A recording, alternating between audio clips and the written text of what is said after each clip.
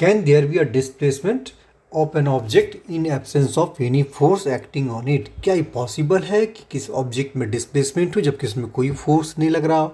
ये तो मैजिक हो जाएगा, है ना। चलिए discuss this question with your friends and teacher.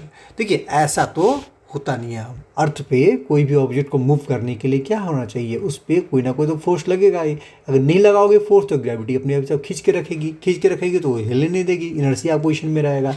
लेकिन आपने न्यूटन्स का फर्स्ट लॉ क्या पढ़ा है कि अगर कोई ऑब्जेक्ट पहले से ही मूव कर रहा है, पहले से ही कोई मूव कर रहा है, इस पर कोई भी फोर्स नहीं लग रहा है, नेट फोर्स इस पर कितना लग रहा है, कुछ भी नहीं लग रहा है, तो ये it will keep on moving, ये मूव करता ही रह जाएगा, कहीं नहीं रुकेगा। ये हमने शुरू में पढ़ा था ना। और ये कहाँ पे देखने को मिलता है? ये हो जाता है इन द इंटर प्लेटनरी स्पेस में। जो आपका दो अलग अलग प्लैनेट हो जाती है ना, प्लैनेट है तो वो प्लानिटरी स्पेस हो जाती है, उन बीच में जहाँ पे ग्रेविटी का इफेक्ट नहीं है, वहाँ पे जो ऑब्जेक्ट जिस मोशन पे है वो उसी डायरेक्शन में उसे निकलता ही चला जाएगा, वो अपनी इनर्शिया की वजह से।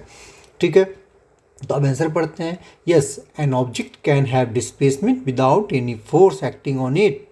ऐसा हो सकता है if it is moving at constant velocity, अगर वो कांस्टेंट वेलोसिटी से पहले घूम रहा था।